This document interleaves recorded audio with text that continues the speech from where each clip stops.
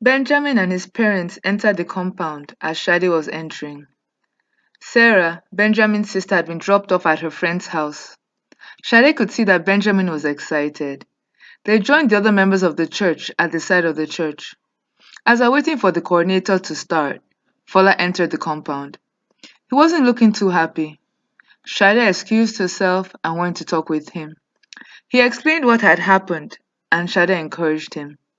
The scripture that came to mind was that all things work together for the good for those who loved God and who were called according to his purpose.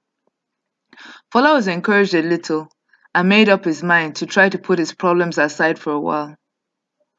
A few minutes later, they joined the others to pray. As they were praying, Fola remembered his friend Chukuma, who could not make the prayer walk, but who had prayed for its success. The thought then came to Fola that he that had come needed to be strong. He couldn't go on the prayer walk if his body language told the story that he didn't believe in prayers. As the prayers continued, Fola became strengthened. By the time they were divided into groups to go to different parts of Asbo, Fola felt ready to conquer the world. Among the people in Fola's group were Benjamin and his mother. Benjamin didn't want to work with his mother, so Fola offered to be his partner. Benjamin's mother reluctantly agreed, but her agreement caused a big smile to show on Benjamin's face. Fola had hoped that he and Shadi would end up in the same group, but this was not to be so. Benjamin's smile, however, put a smile on his face, too. Shade and other members of her group walked down the quiet street, passing a few people on the way. Shade was in the middle of the group, praying just like the others.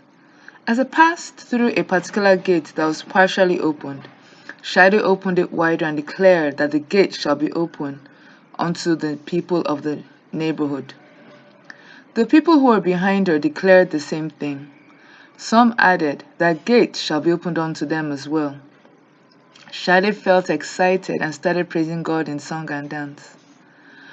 Not long after, a young man coming from the opposite direction admired Shade as she sang and danced. He wasn't paying attention to where he was going, and before he knew what was happening, he found himself in the gutter. One of the brothers on the prayer walk helped him out. Fortunately, the gutter was relatively clean and dry, and the man sustained just a small cut. The brother gave the young man one of the tracts that he always carried with him.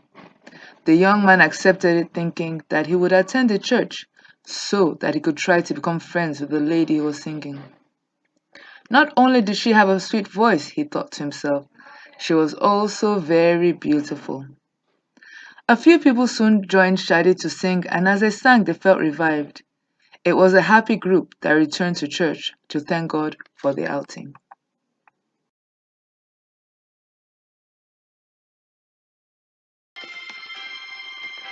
At another part of Aspo, Fola walked with Benjamin. Fola noticed that it looked like Benjamin was praying and that he was happy to be part of the walk. There was a slight tug on Fola's heart, and Fola smiled as he pictured himself holding his own son's hand and walking. It was a nice feeling. His thoughts went to Shade. It was recently that they started talking and there was a connection. Could she be the one he would take to the altar? Fola's thoughts were interrupted as he heard someone calling Benjamin's name. He looked at the direction of the voice and saw a boy about Benjamin's age waving at him. Benjamin looked up at Fola, wondering what he should do. Do you know him? Fola asked Benjamin. Benjamin nodded. Do you want to go to him? Can we? Benjamin asked with hope in his voice. Fola nodded, and the smile that came upon Benjamin's face warmed his heart. The two of them walked to the gate where the boy had been joined by his older sister. Hi, George, Benjamin said with a smile. Hi, Benjamin. What are you doing on the street so early in the morning? Praying. Praying? Are you kidding me? Praying in the morning and over my food whenever I remember is enough for me. You enjoy talking with your brother, don't you? Benjamin asked. Yes, I do. What does that have to do with praying? Praying is like talking with God. I enjoy talking with God every day. Benjamin and George spoke for another minute. So many thoughts were running through George's mind as Fola and Benjamin hurried to catch up with the rest of the group. A few minutes later, Fola, Benjamin, and other members of the group started making their way back to the church. Along their route, a man, Chief Tiwatope, sat in his car waiting for his lovely wife to return from inside the compound. He was on his way for a wedding outside the state, and his wife had forgotten something. At first, he had wanted to be annoyed, but then he decided to calm down, grateful that she had remembered just outside the gate and not when they had already gone far. While he was looking out the window of the car, he saw a familiar face. Could it be the person he thought it was? It couldn't be. The person couldn't be looking so happy after what had happened to him just the day before. Could he? As the person walked down towards his direction, Chief Tiwatope confirmed that he was the one. It was Fola, his former employee. His thoughts went to the boy beside Fola. Could that be his son? He had thought that Fola wasn't married. Or could it have been a son out of wedlock?